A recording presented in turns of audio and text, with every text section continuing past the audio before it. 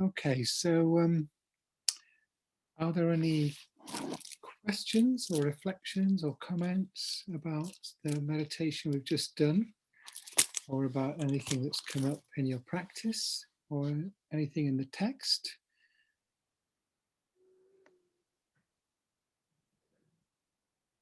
Anybody like to share any experiences, any thoughts? Can I ask something about the precious human life? Yes, David, please. Yeah. It said that it's very rare. Yes. It's as rare as a turtle coming up to surface every 1,000 years or something, and popping its head through a randomly placed hoop on the ocean surface. Right. But the thing is, if there's no beginning to time and no end, and we've had endless lifetimes, then that would still mean we've had an infinite precious human lives by that reckoning. Or am I wrong? I might be wrong on that. That seems quite reasonable, quite reasonable logic. Yes. Yeah. Was that the question? So in fact, it's a question. Is a human life really as rare as it's made out to be? If we've had it since beginningless time to have them. We may have had many of them, but we've still had many more other kinds of life. If you think about it, so you may get a precious human rebirth every 10,000 million lives, but if you've had beginningless lifetimes, that still means you've had an infinite number of human lives, but it's still very rare. Does that make sense? Yeah. I mean, the point is, if it's a random chance, the chance of getting it next time is very slim. Although we can, if we take the right action, we can make sure that we get a precious human rebirth next time. But if we just, cruise through this life without really kind of thinking about it, then the chances of getting a second lottery win, 2 weeks running, it's kind of like that. Only the chances are less. So yeah, you could wait along for the next one, 10,000 million lifetimes from now, or we can do the work that's needed to create the causes to happen next time. Okay.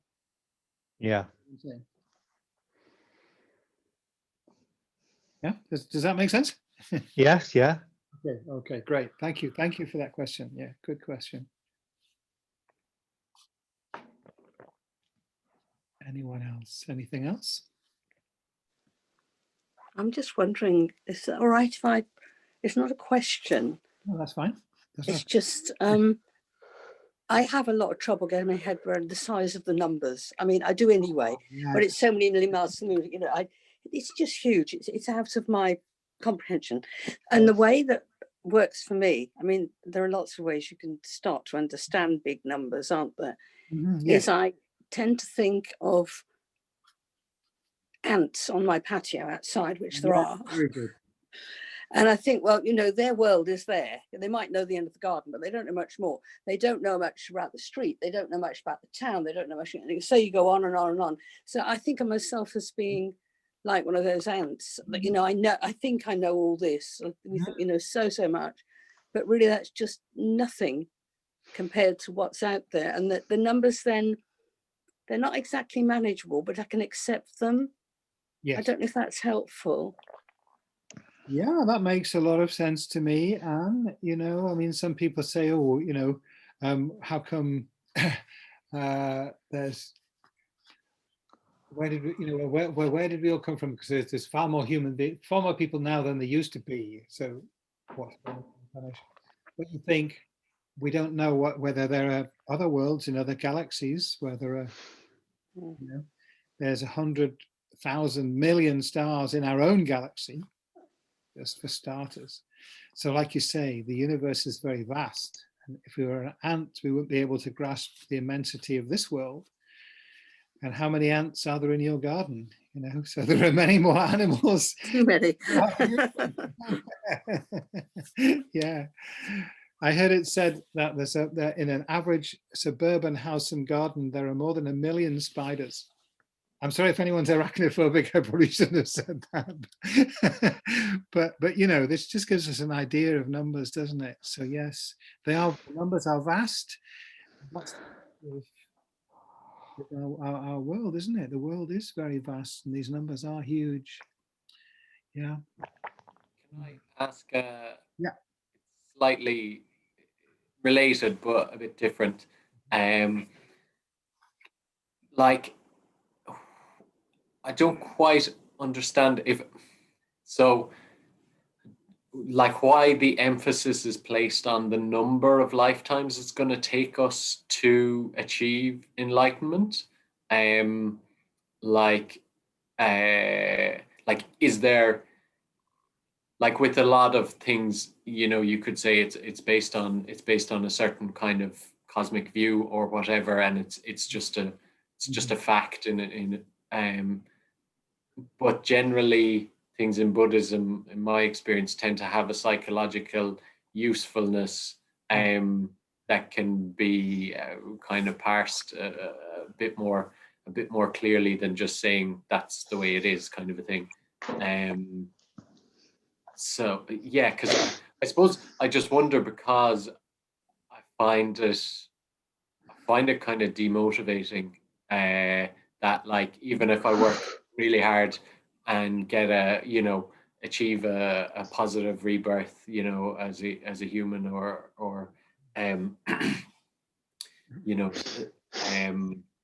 a slightly better situation than what I'm in now, then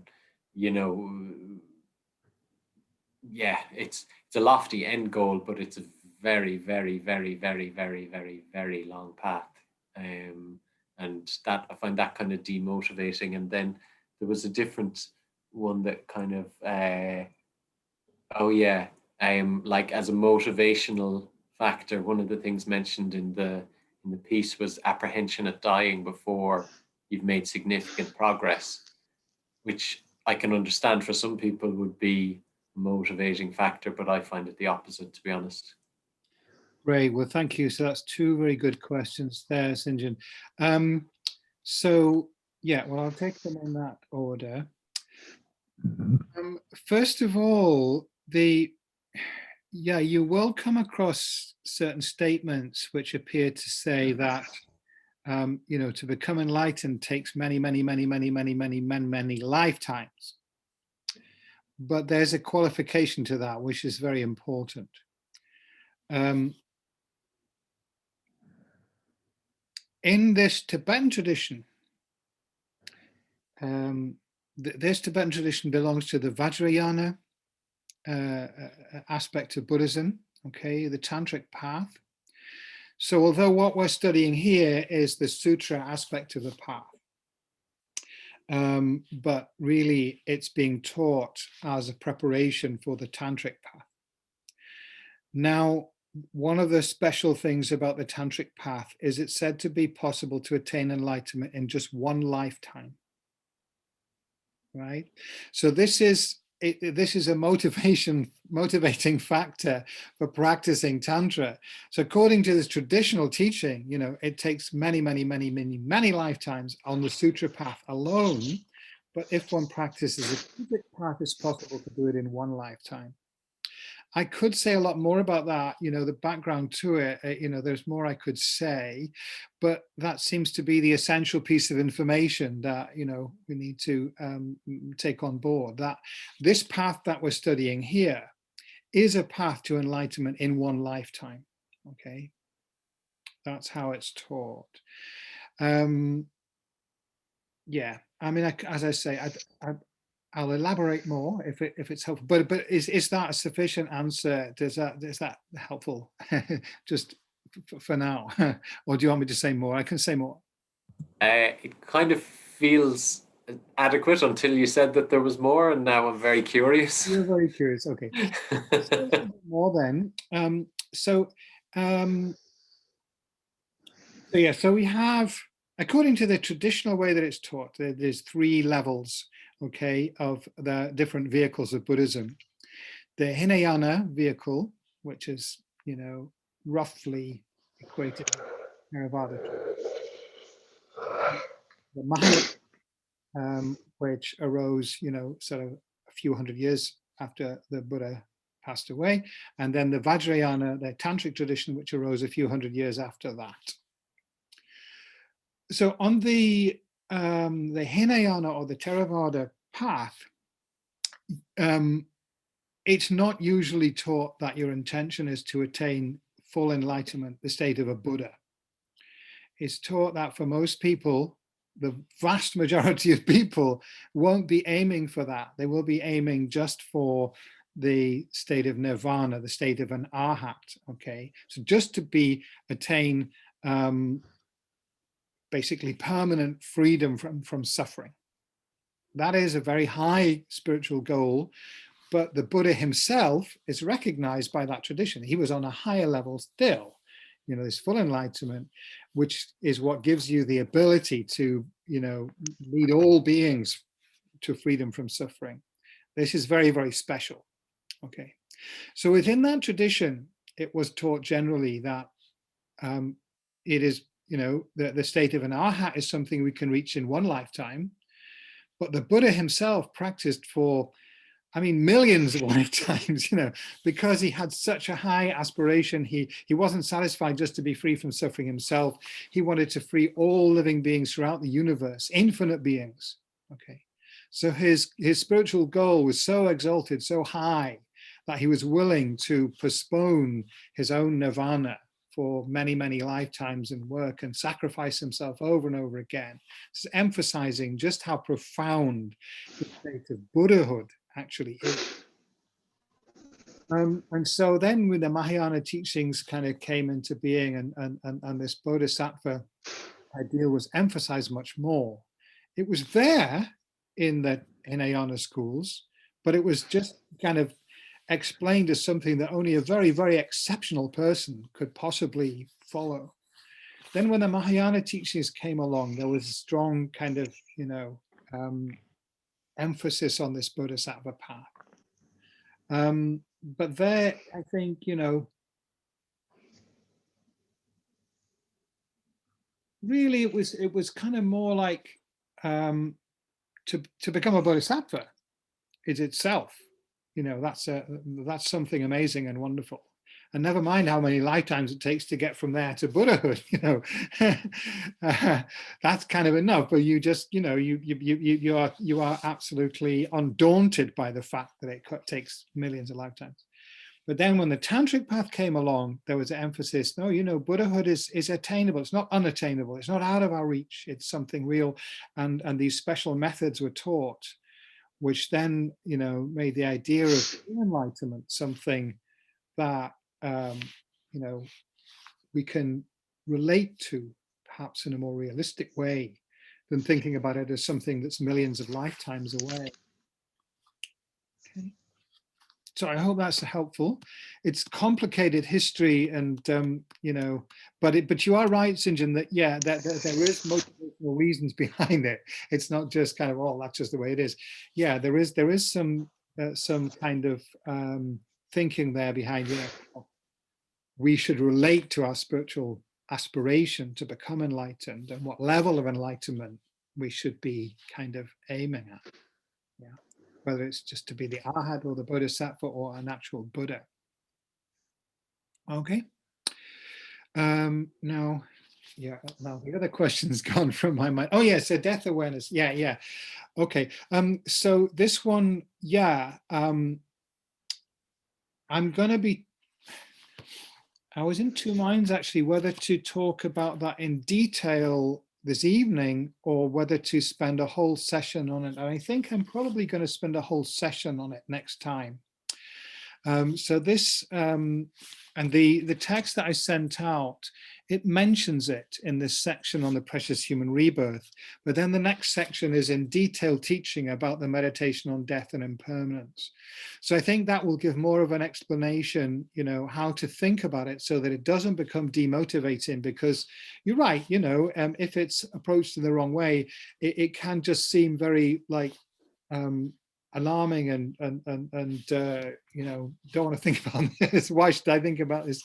You know, become, you know, sort of neurotic about, you know, I could die at any time. So it has to be approached skillfully, and I will talk about it this evening. So I perhaps won't go into detail right now, because I'll talk about it a little bit. It comes into the this section. But then next week, I'm going to give a more detailed teaching, and hopefully that will help to see why it can be the very opposite of demotivating. It can be one of the most, you know, what's the word, inspiring and motivating. It should really bring, it should be quite an uplifting state of mind that, you know, it brings if it's done in the right way. So I'll try to explain what that is to the best of my ability. Sure. I suppose, like, yeah, I do meditations on dying, not to kind of stay on it for too long, and I do definitely get a lot of benefit from them.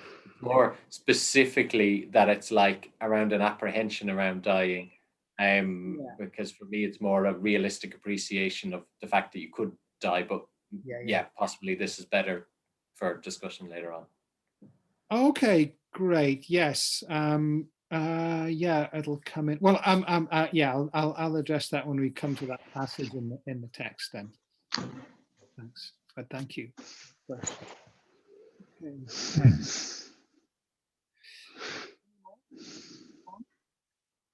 Or shall I give a bit of commentary on this section? So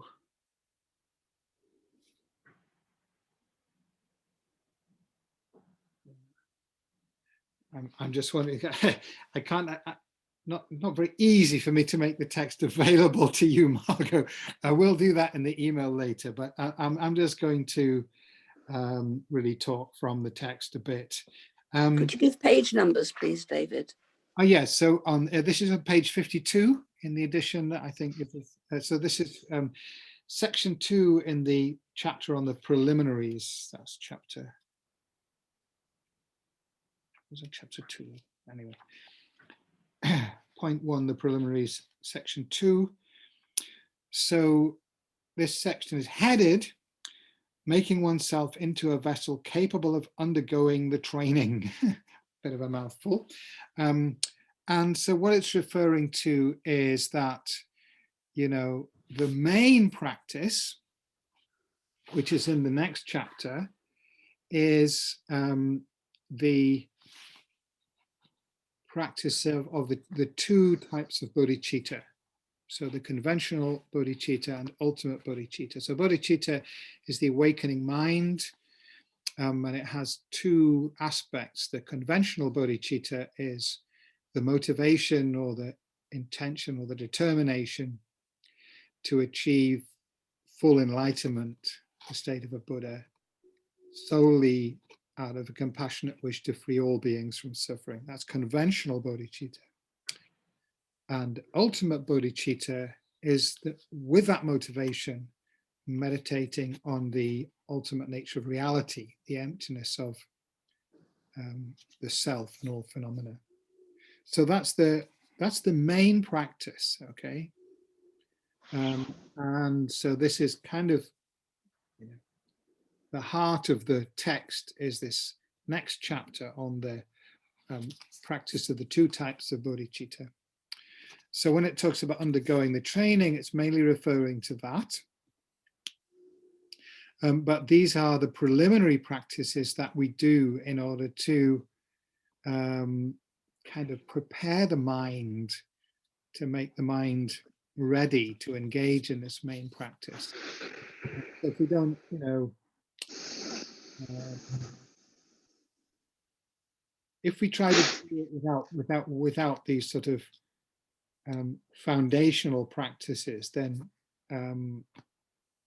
it's taught that we won't really get the results. We won't be able to practice in a correct and stable way. So these 4 meditations that are in this next section, these are called the 4 common preliminary practices. So this is taken from the Lamrim. So I spoke earlier about, there are these 2 different systems of practice that were both taught by this great Lama Atik in the 11th century. And there's quite a bit of overlap between them. And especially in this particular text, it kind of brings in a lot of the Lamrim teachings into this. Although this is a text from the Lojong, the mind training, it's also bringing in teachings from the Lamrim, the graduated path to enlightenment. So both here and in the Lamrim, we begin with the teachings on how to follow a spiritual guide, which we spoke about last time. And then it's the preliminary practices, these 4 meditations. They're called the 4 common preliminaries because there is also another set of 4 preliminary practices, which are the preliminary practices specifically to prepare one for practicing Tantra. And those are called the uncommon preliminaries because, these ones are common because they're common to both the Sutra and Tantra path. We need to practice these for whichever aspect we're practicing, but the other ones are mainly for the Tantric path. So these 4 common preliminaries are emphasized very much. These are really important meditations to do if we're following this Tibetan Buddhist system. Whether it's the Lamrim or the Lojong form of practice, we need to do these not just at the beginning, but we should continue to do these meditations throughout our practice, throughout our lives, actually. Okay. So we're going to look at these in turn. And first of all, this one, the preciousness of human life. So as we did in the meditation, it talks about the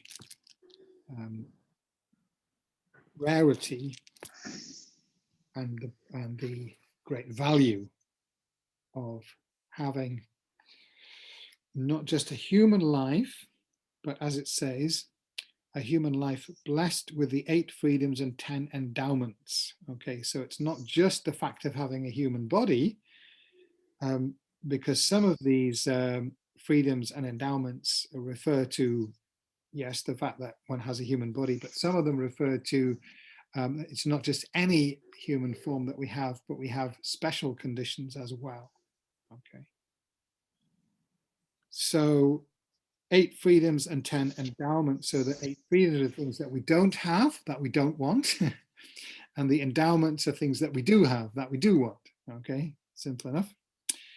And the 8 freedoms, they're both in 2 groups. The 8 freedoms, the first for the group of the freedoms are the 4 freedoms which are to do with,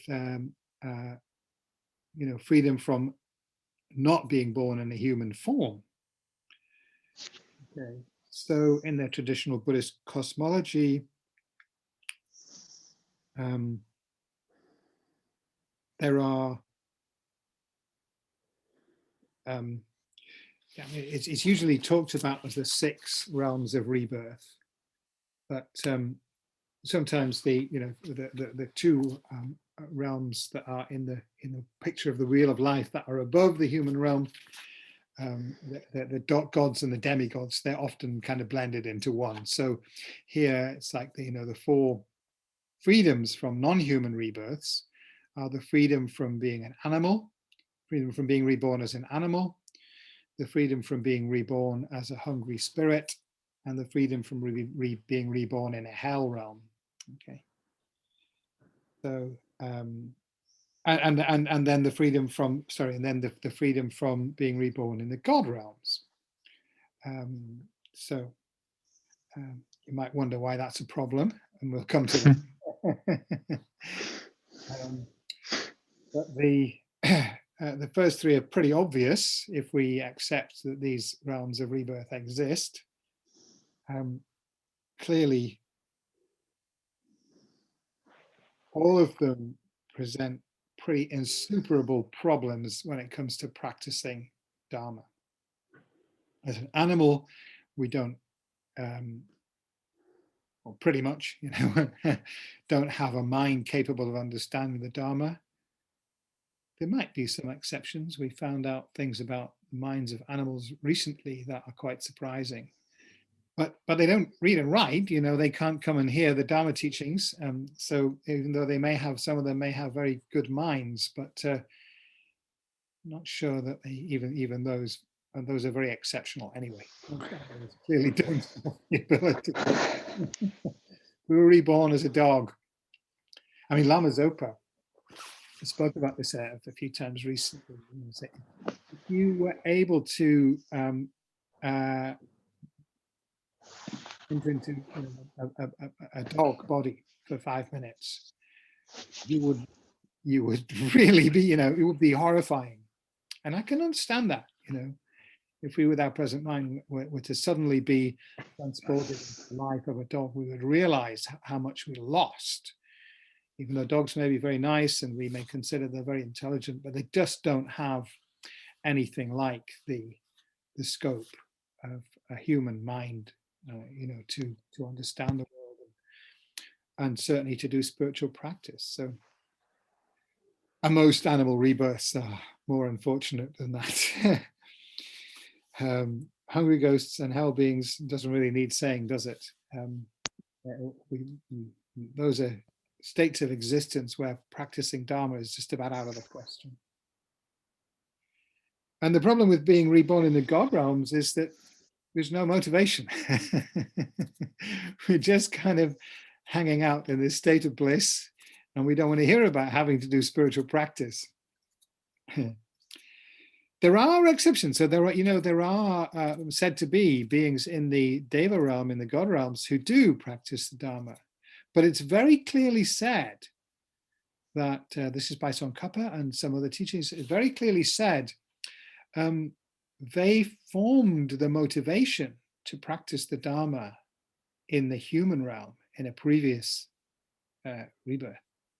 It's said that in these God realms. Thanks, Anne. Bye-bye. No problem. Okay. It's said that, in the God realms, there is actually no possibility of generating a Dharma motivation for the first time. So that's why it's not considered such a fortunate rebirth, although it's very blissful and very long lasting. But then when the karma runs out, where are you? Down below again. You're back down at the very best in the human realm, and most likely in one of the lower realms, because you've burned up all the positive karma that got you there in the first place. So this is how it's traditionally taught. So even just to have a human body, we're already very fortunate. But then, if we consider the human existence throughout history, most of the time there were no Dharma teachings available, right? So we might have been born human, but we would have had no opportunity to hear the Dharma. And then even now, in many parts of the world, that's all still true. Okay. So this is the first two of there's the four freedoms within the human realm. The first one is to be is freedom from being born at a time when no Buddha has come into the world. And the second one is to be born in a place where the Dharma teachings don't reach, where you can't find them. And then the third one, even if we are born in a place where the teachings do exist, but we have so-called imperfect faculties, serious physical or mental handicaps, such as being born deaf or mute, or with an impaired mind, so that we can't can't hear the teachings or we can't understand the teachings, then we're blocked. Or again, even if we are born in what's called the central land where the Dharma teachings are flourishing, so this is, you know, even Britain qualifies as a central land because it's said to be, you know, when there's a certain number of fully ordained monks and nuns, and we have that number, yeah, in this country. So we are central land and all our faculties are intact, but we are held back because of holding wrong views, strong opinions, that, you know, and we can see how common this is. I mean, you know, the idea that all religious teachings are nonsense, or, you know, very strong kind of materialist views. What is the point of all this meditation? It doesn't get you anywhere, and so on. You know, or just total lack of interest in anything spiritual. Very common, isn't it? You know, I don't know if it's the majority or not, but it's very common. So if we eliminate all of those, you know, all the non-humans and all the humans who are born at a time or a place where there's no Dharma, or all those who have impaired faculties or no interest or strong kind of views that contradict the Dharma, it doesn't leave very many. Okay. So then, you know, the 10 endowments is really kind of saying the same thing in a different, you know, emphasizing the positive. Being born as a human, being born in a central land, having all our faculties intact. Those are really just those three turned on its head. Not having committed any of the terrible karmic deeds or the 5 heinous crimes or the 5 actions of immediate retribution, whatever. So these are things that are said, you know, the karma is so strong that even if you have a human body and all the other conditions, you can't reach enlightenment, or you're going to definitely go to a lower rebirth next time. So this is killing your mother or your father, killing an arhat, wounding a Buddha, because it said you can't kill a Buddha actually. And then the worst one of all is creating a schism in the Sangha, you know, setting this the members of the spiritual community against one another. So here again, actually, there's a little bit of a get out clause. It is taught in the Mahayana. It's not said that it's, you know, that you will necessarily have a rebirth in a lower realm next time. If you have bodhicitta motivation, then you can even purify these very, very heavy negative actions. And then the 5th one is having an interest in conviction. Okay, so having, sometimes it's called having faith in the Dharma. So these are the 5 personal endowments. And then the next set is the 5 circumstantial endowments. So to be born when a Buddha has appeared in the world, the opposite of the one in the other set. And when that Buddha has taught the Dharma, because sometimes they appear and they don't teach. Because the karmic conditions aren't right. You know, there aren't the people there who would receive them in the correct way.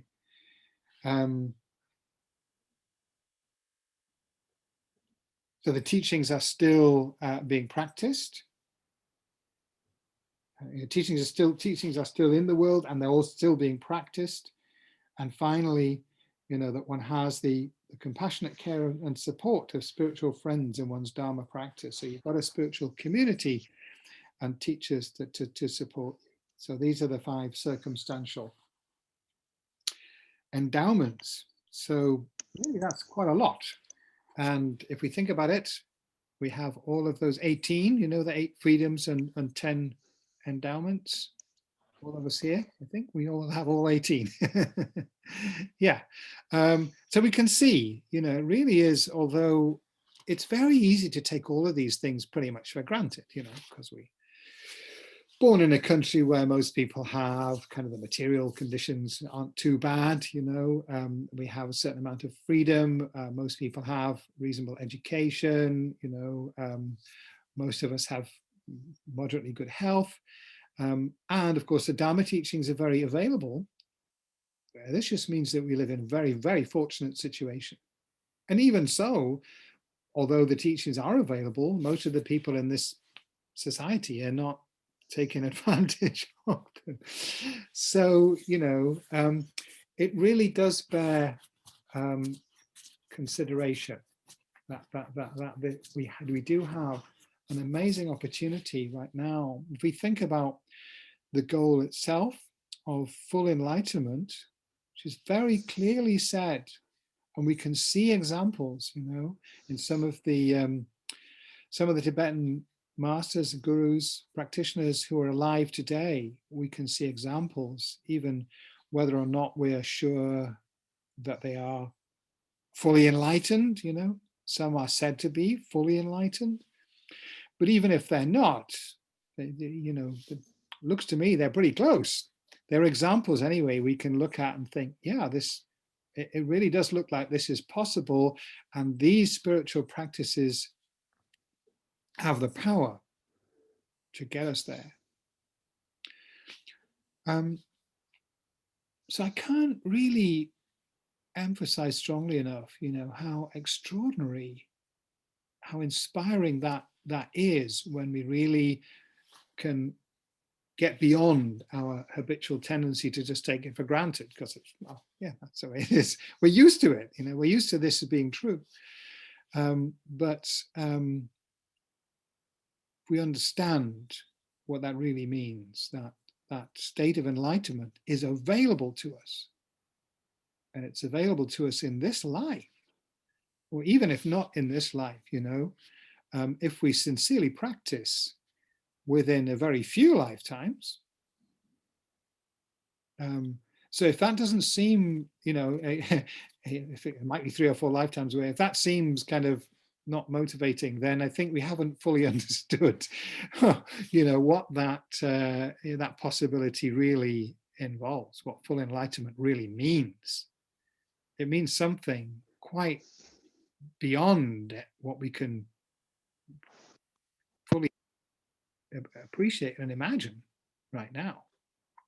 If it's, if that's real, that is a state where you have transcended death, you have totally transcended any form of suffering, you have the ability to help limitless beings throughout time and space. The way that it's explained is quite, I have to say, mind-boggling. And whether we might find this, we can't get our head around it. It might be too difficult to accept. But I like to consider some concrete examples. I like to consider the example of the Buddha himself. So on one level, we can say, well, he was just a human being. And I think that's very valid. He was a human being who became deeply concerned with the suffering that everyone is experiencing, and generated this very strong determination and motivation that he wanted to get to the bottom of the problem of suffering, and he was willing to, let go of everything else, his home, his family, his riches, his kingdom, his comforts, went into the forest. When we hear the forest, we think of this nice place, with squirrels or something. The Hindi, or maybe, I don't know, it's a Sanskrit, the Hindi word is jungla. And that's where we get our word jungle from. So you have to remember, that's what the forest was, There were tigers, snakes, everything like that in that forest. So it was no small thing to decide to leave the civilized part of the world and go into the forest on your own, with nothing. And then for 6 years, practice very, very hard. But there are people now practicing in similar ways. It's not something just purely mythical and legendary, what he did. It's, we see people making, greater efforts because they want to win the Olympics or something like that. I think it's Ranulph Fiennes, isn't it? I want to cross the Antarctic on my own. goodness me. I think even the Buddha would have probably done that. So people do these extraordinary things. I'm not saying that we should. I'm not saying we should, but I'm saying, you know, it's an attainable goal. And then so he attained his goal, 6 years of very hard practice. And then he spent 45 years out in the world teaching.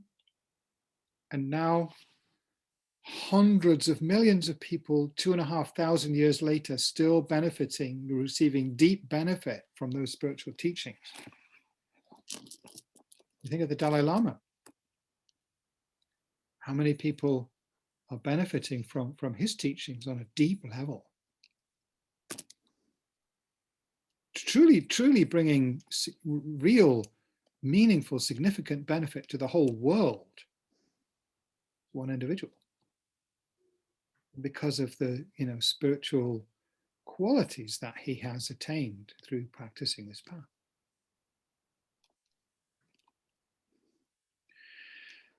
So, you know, and we may know more examples kind of nearer to home. We may know people or teachers that we've met.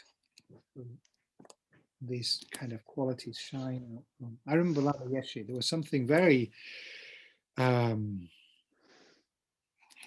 very extraordinary about being in his presence.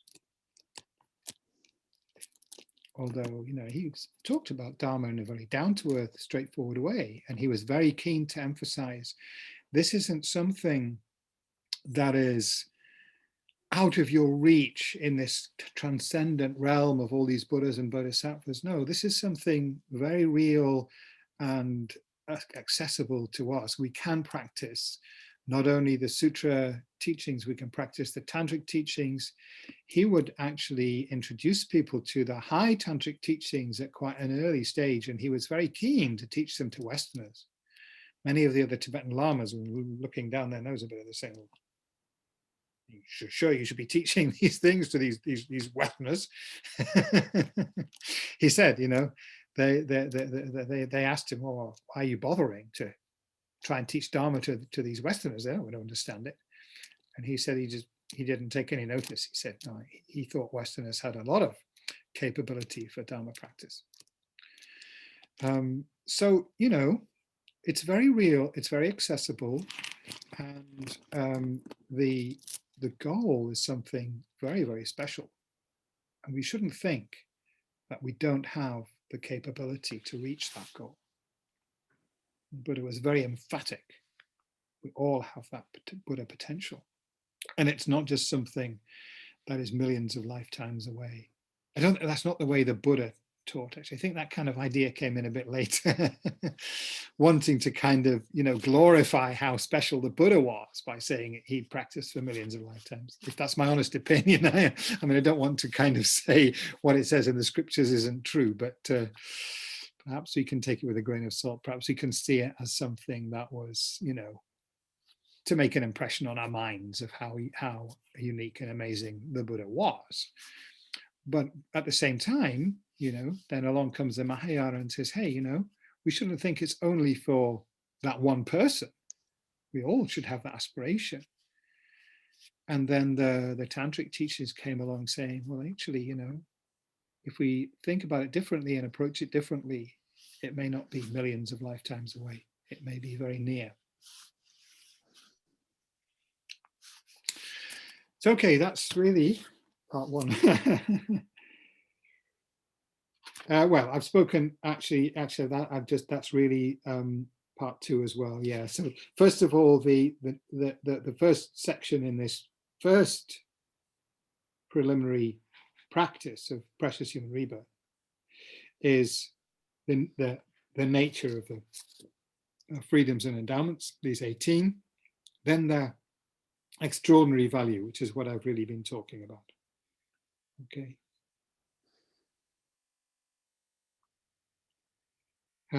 It also says actually that, you know, as well as having this possibility of attaining this ultimate goal of Buddhahood, that's the you know, the ultimate purpose and ultimate benefit, but it also has great ability to accomplish our temporary benefits. So, you know, through practicing this path, we create the positive karma to experience all kinds of, you know, good results in this life, such as, you know, the causes of having a long life, having healthy body, having comfortable circumstances, having wealth, all of these things, you know, will come to us if we sincerely practice these teachings, whether they come in this life or in the future life, next life, or the one after. But we are definitely creating those causes, and also purifying the negative karma that would otherwise create suffering for us. So then the third topic, the rarity, which we've spoken about quite a lot.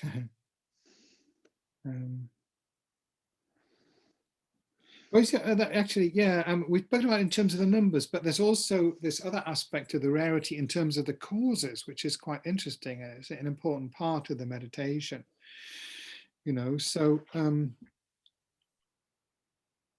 because when we look at, you know, how many people are creating the causes, it says the principal cause of bringing about a precious human rebirth is cultivation of self-discipline. It means ethical discipline, okay?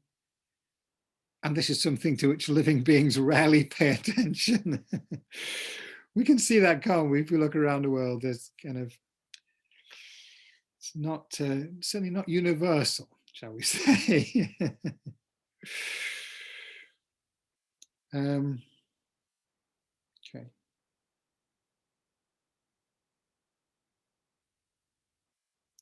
That's the main cause. There are other causes, which I should know by heart, and I don't, and they're not written in the text. What are the other causes? Is there stuff, is this same teaching about where like we live in countries where like there's plenty of food and we have adequate shelter and you know, these kind of causes for like sufficient comfort to be able to get beyond, you know, just survival? Yeah. Or is that some well, these are the conditions. These are the you know, what constitutes having precious human rebirth. They're not the causes of the precious human rebirth. They're the conditions that are favorable to the practice of Dharma, and therefore favorable to creating the causes for having precious human rebirth next time round. Okay, but the causes of the precious human rebirth are the practice of, mainly the practice of moral discipline. Okay. There are several other causes, and I'm sorry, I don't have them by heart. Maybe I'll put them in the email. Should know this.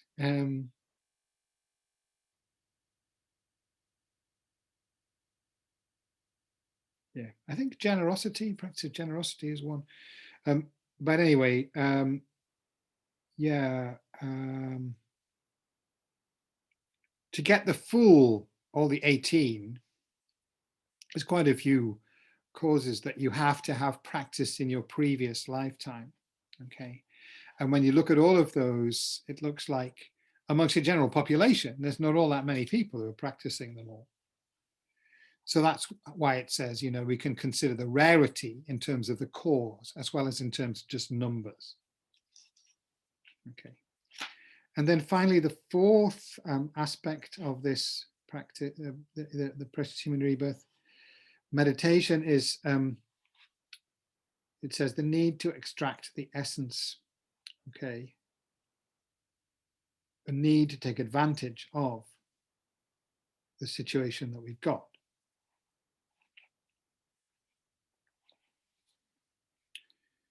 So the first reason for that is that, you know, we all share the common aspiration and goal to be free from suffering and to achieve happiness. Okay. And it is spiritual practice that is the true cause of those things. Okay.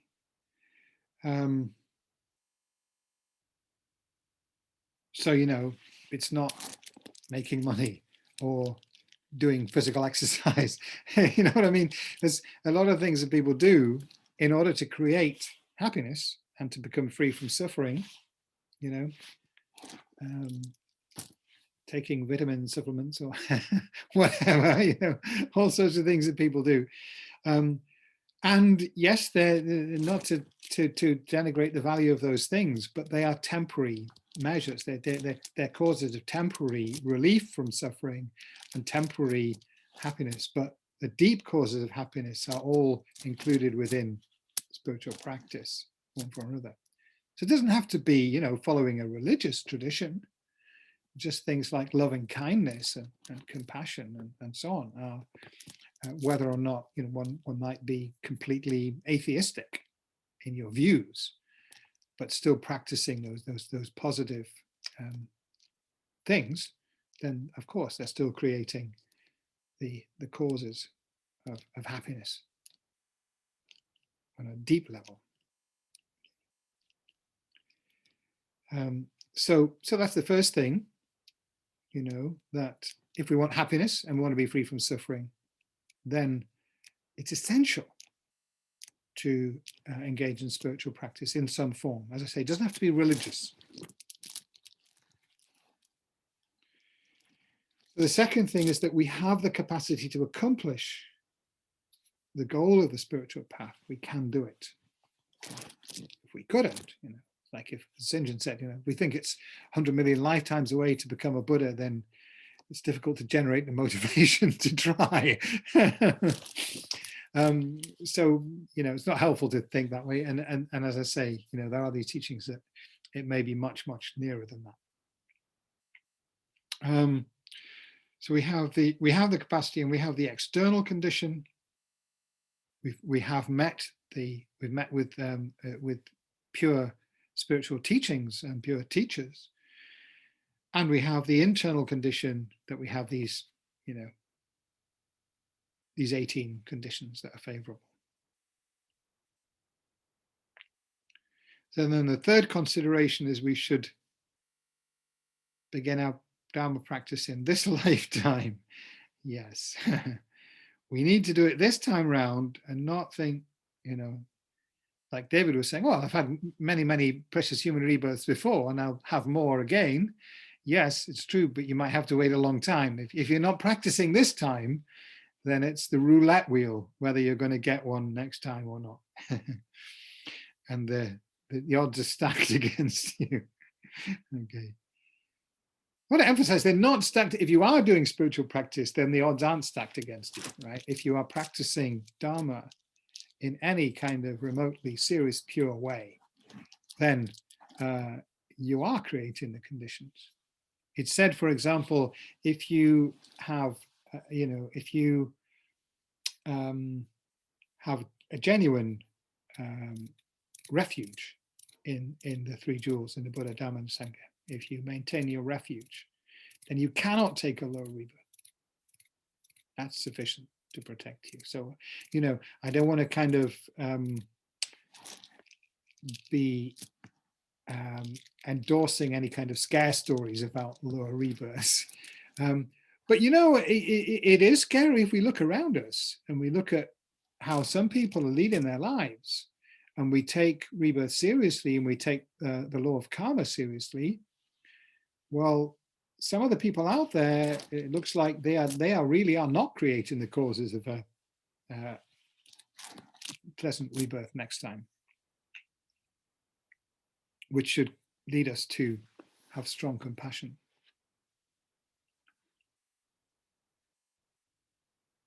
So, but yeah, we can't put it off till next life. Yeah. In fact, the fourth point here is we should do it now, because we really don't know when the next life is coming. So here we're coming back to St. John's question. Yeah.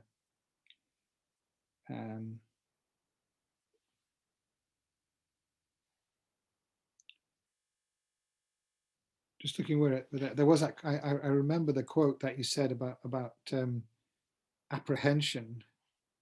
Kind of looking where that was, but anyway.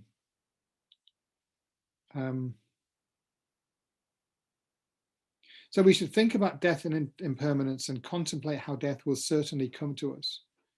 There are serious disadvantages in living without mindfulness of death, and great benefits in cultivating this mindfulness. Okay. Everyone intellectually understands that death will come one day, but most of us are dominated by the thought, I won't die today, I won't die today. We have this sense right down to the very moment of our death. Well, of course, we don't go around saying that to ourselves.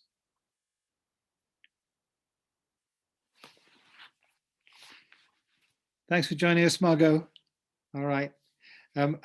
Yeah, did you put your email address? So you did, yes. Okay, so you will get the access to the recordings and everything. Thanks very much. Nice to meet you. Bye-bye. Okay. Yeah, so we don't, as I say, we don't go around thinking about, oh, I'm going to live forever, or I'm not going to die, or we don't even think I'm not going to die. We don't think I'm not going to die today, but we also don't think I am going to die today. Do we? We don't go around in a state of consciousness of even thinking, I wonder if I'm going to die today, or perhaps I'm going to die today. We don't have that thought very often. We just kind of assume. It's a background assumption, isn't it? I have that background assumption that I'm not going to die today. Maybe, next year or 5 years' time or 10 years' time, but surely not today or tomorrow. And one day, that's going to turn out to be not true, isn't it? So therefore, that thought isn't really in alignment with reality. Somehow, the assumption that I'm going to be alive tomorrow isn't quite warranted. Might not be. It's real, It's not a scare story. Yeah, we could get paranoid about it, and we could, so, oh God, what if I die today? And that's not the meaning. That's not the intention. The intention is, but when they talk about apprehension, yeah, if you have that thought, then it just generates a little bit of a feeling of apprehension. When I think about it, I get a little apprehensive. Oh, and that could be a useless feeling, or it could be a useful feeling, couldn't it? It could be a useful feeling that's saying to me, better check up and make sure I'm living my life ideally in the way that I would want to live if it was my last day. So there is that saying, isn't there? Live every day as if it was your last. There's an interesting book about this, actually. It's called A Year to Live, and it's by Stephen Levine, very famous American Buddhist teacher. And Stephen Levine worked a lot with people who were dying, with people who had a terminal diagnosis. It was kind of, a little bit of a specialty that he had. And he was a psychotherapist as well as a Dharma teacher. And one day it suddenly occurred to him, he's counseling these people who have received a terminal diagnosis. He didn't really kind of have this death awareness mind himself. I mean, obviously, he's been teaching Buddhism for a long time, so he must have meditated quite a lot on death and impermanence. But he decided that he was going to give himself a terminal diagnosis. He said, he's going to tell himself that he has a year to live, and live as if that was really true every day. And then he wrote the book about the changes that brought to his mind, to his awareness. So I think, actually, it's a book very well worth looking at if you're kind of wondering about this and what is the value of this death awareness meditation. It's a very interesting book.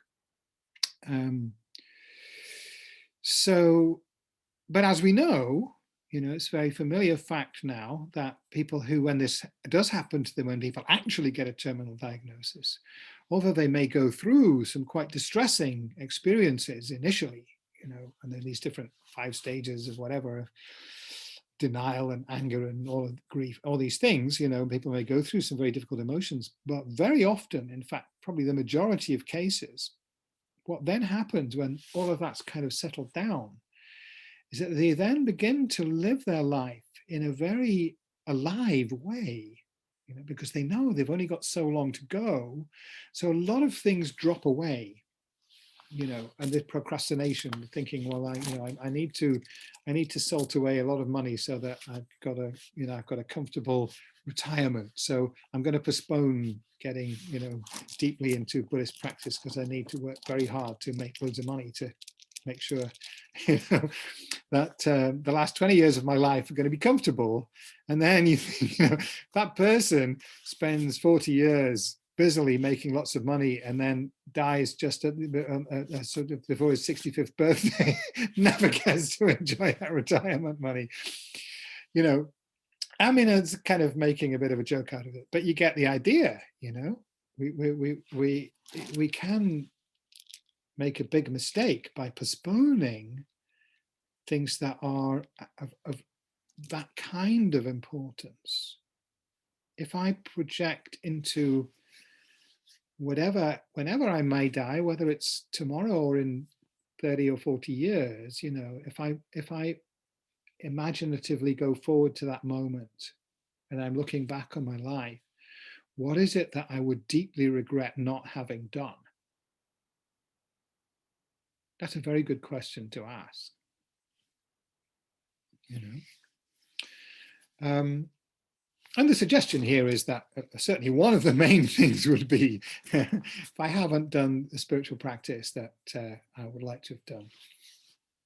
And what that means actually may be different for different people. You know, it's really, the real question is, what is my deepest purpose in life? What is truly meaningful to me? So for some people, it might be, for instance, through music, you know. There may not be finding that deeper meaning in life through actually sitting on a cushion and meditating. They may be finding it through creating beautiful music, but that itself can be a spiritual path. It doesn't really have to be given that name, you know. For some people, it's not, though. For some people, music is a worldly ambition. You know, they want to be very famous. They want people to admire them, you know. Or they just want to do something that's very difficult. Those things are not really spiritual motivation. I think doing something difficult is a bit borderline. See, there's something a little bit spiritual about that, but it's not quite the real thing. But the other ones, no. But I think, you know, music and any kind of creative activity, that can very much be a spiritual thing. You know, so for some people, it's not through anything that has the name of a religious path or a spiritual path, but it may be something that is really the same in its essence, you know. But whatever it is for you, you know. Sinja, you've unmuted? I wonder if you had a question. Yeah. I was gonna. It's just So, like I mentioned earlier, I do the kind of death practices fairly regularly, actually, at the moment, and I find them very beneficial. I suppose it's.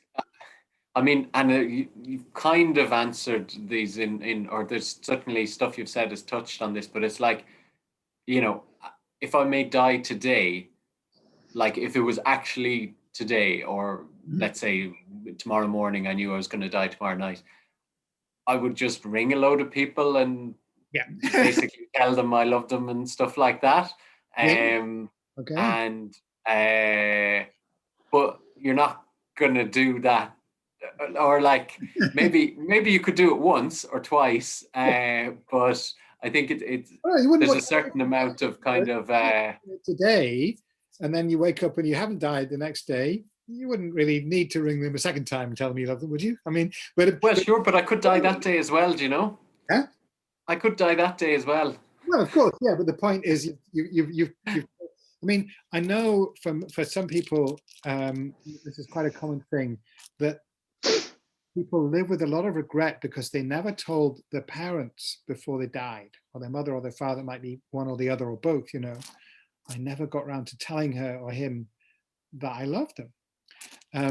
And people that have done that, you know, have had the opposite experience, that, you know, how very important it was to have done that. So that might be one of the things, yeah. Might be certain people would want to say that to if you've never said it to them. Yeah. I suppose it's just I'm not sure exactly. Like, I like the idea of the year, but I suppose kind of my question comes back to, if I've got this awareness, but I'm communicating with people who don't, Sure. and certainly in a culture like here or like in Ireland, where people tend to be more, I mean, reserved is not a great word, but I'm going to use it anyway. Yeah. Or like find it difficult to Sure. talk about these kind of things, or to take compliments or whatever. It just makes it that much more difficult again. Well, yes. I mean, of course, there's hesitation to do things that people would find strange or disconcerting, and that, you know, when that you should be considerate of other people. And if you knew you were going to die, then that would be a piece of information that you might want to tell people, or you might want to risk sounding strange, but then the next day they're going to find out why you said it. Yeah, sure. Whereas if we're just going through normal life, and there are certain things you might not say because but still, you know,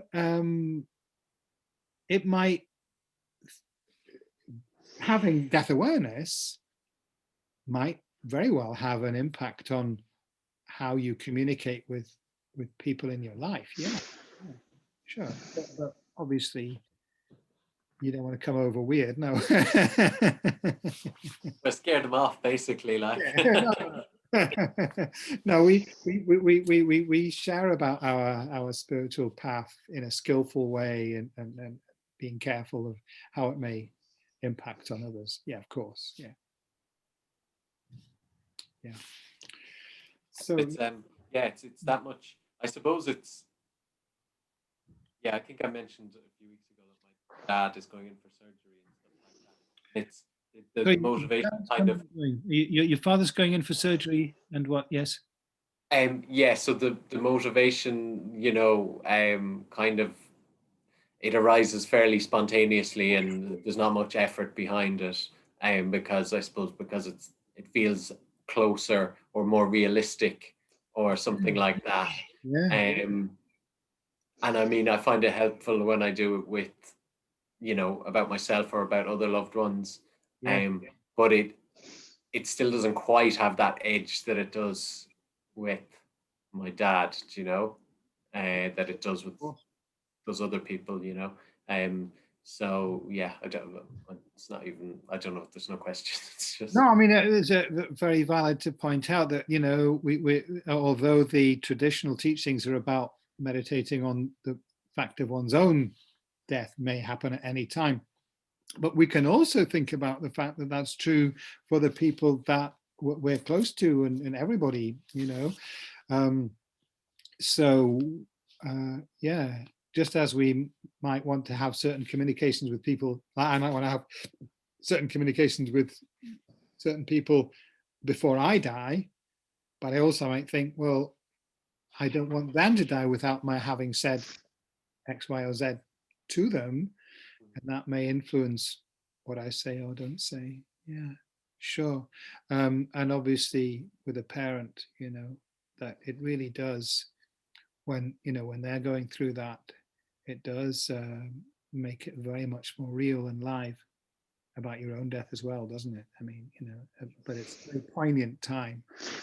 I don't know how, you know, how serious, you know, the situation is with your dad, or whether, you know, but it's certainly a time when spiritual practice becomes very important, and can be very helpful in that important time, in that close relationship. It's, yeah. So thank you for sharing that. Yeah, I think I've finished the point in the text here. Let me just check.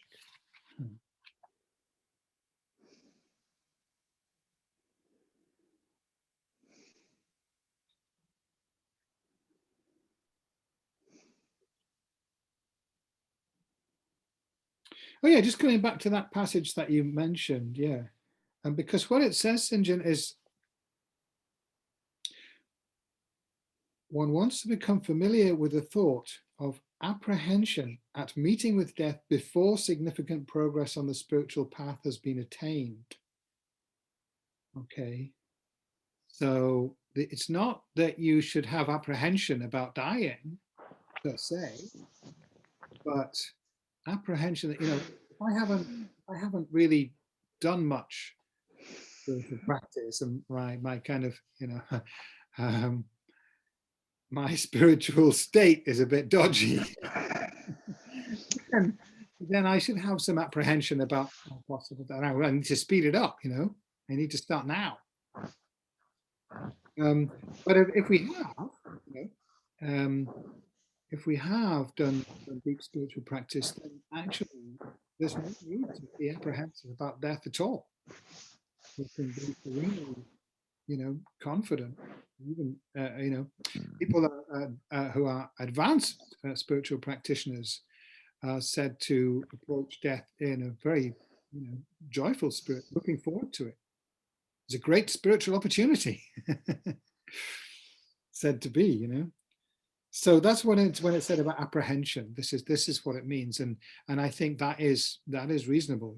That if our spiritual practice is kind of wobbly or non-existent, whatever, and we're not apprehensive about dying before we've rectified that, then there might be a problem. That makes sense. Okay. So it says the methods for, okay. Or apprehension of meeting with death before the causes of lower rebirth have been transcended and the causes of a rebirth conducive to enlightenment accomplished. The methods for bringing about this transcendence and this accomplishment can be practiced. There are great benefits in entering into this practice, and should one not do so, there's every possibility that one will die with regret. I think that sums it up very succinctly, So, so some of these passages in the text are very helpful to really sort of focus the thought there, and hopefully just kind of bring an edge to the meditation. I think that sometimes the first Dalai Lama has a turn of phrase that really hits a spot. So there we go. Any final questions before we finish with a brief meditation dedication?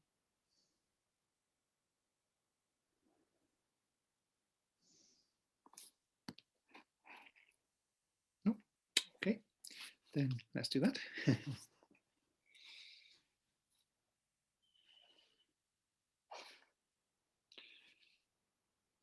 So once again, just take a moment to disengage from the busy thinking mind, connect with the body.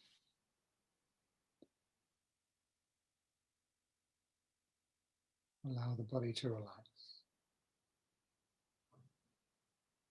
Take one or two deeper breaths and any movement that's needed to settle the body.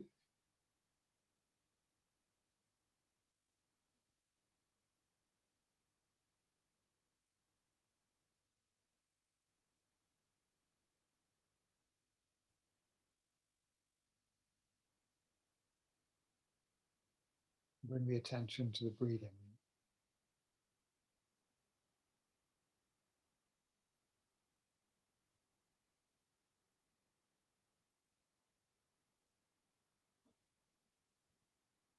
And just follow the breath for a minute or so to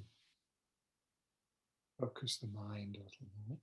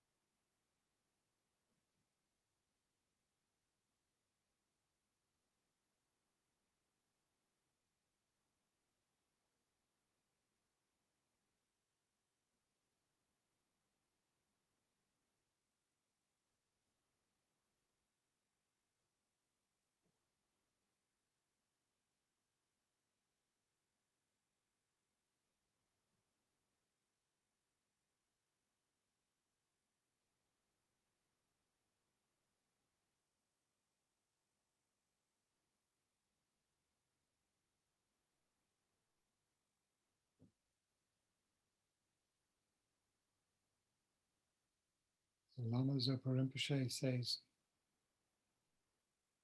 every morning when we wake up, we should begin the day with this thought. How incredibly fortunate it is that I have woken up this morning. I'm still alive. I still have this unbelievably precious opportunity to practice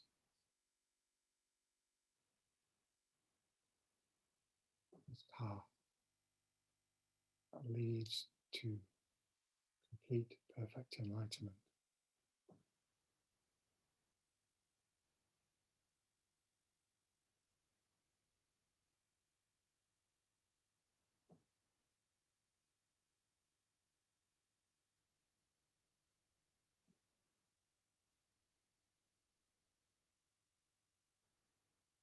If we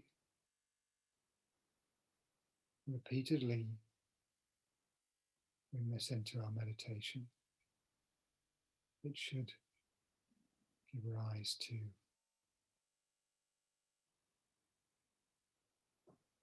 a very joyful state,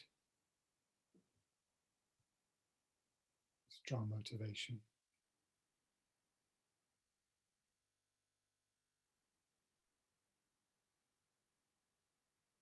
It's very important to enter into our practice with a joyful mind.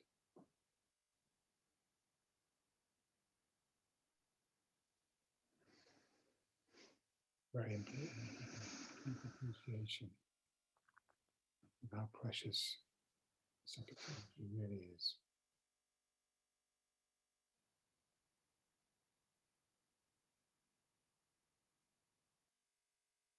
So if we practice this meditation regularly,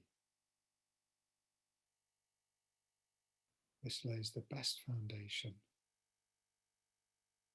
for us to have this strong, stable, positive motivation in our practice, whereby our practice becomes very enjoyable and very successful.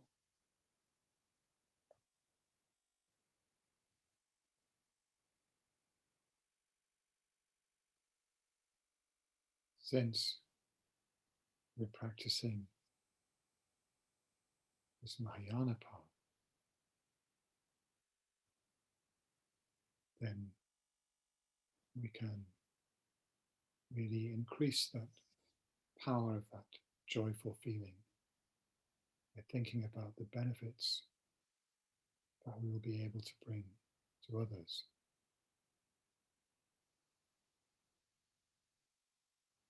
Not only that I will become free from suffering and ultimately gain a state of supreme bliss,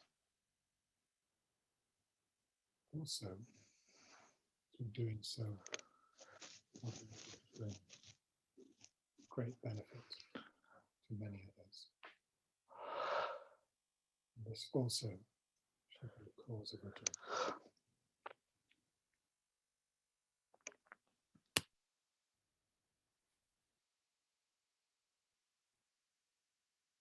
So let's just take 1 or 2 minutes to reflect a little more on this important point of the path.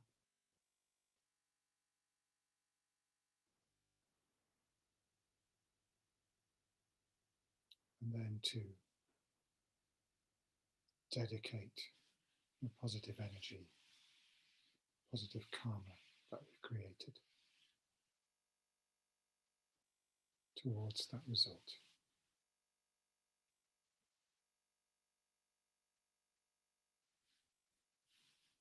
May we be able to continue in our practice, continue to develop our mind, move towards enlightenment,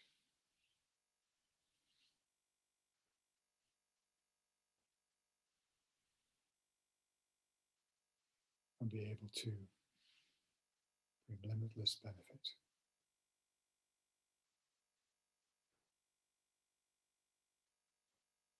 to everyone.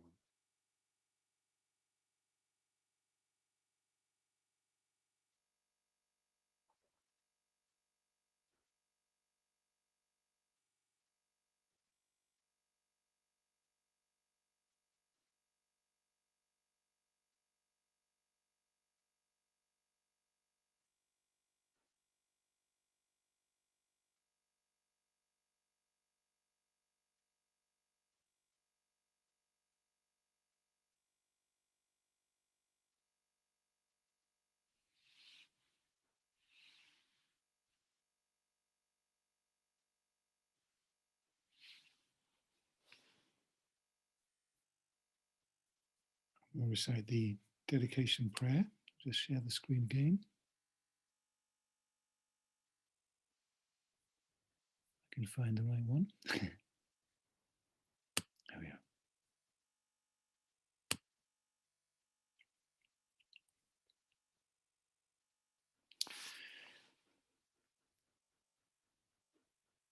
May the precious bodhicitta that has not arisen arise and grow, and may that which has arisen never decrease but increase more and more.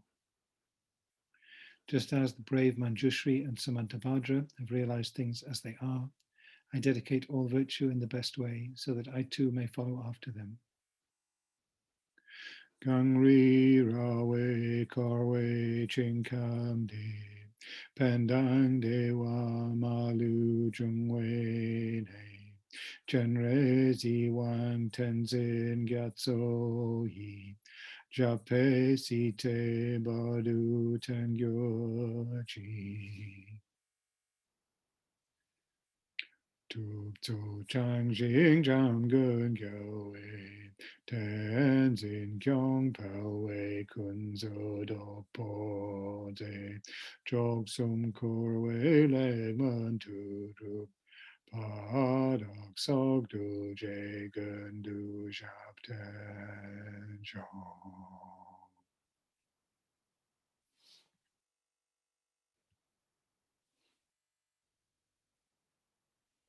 Thank you very much. Nice to see you again. Feels like a long time, 2 weeks. Thank you. Thanks, David. Okay. See you next time. All the best. See you next Bye. week. Bye-bye. Bye.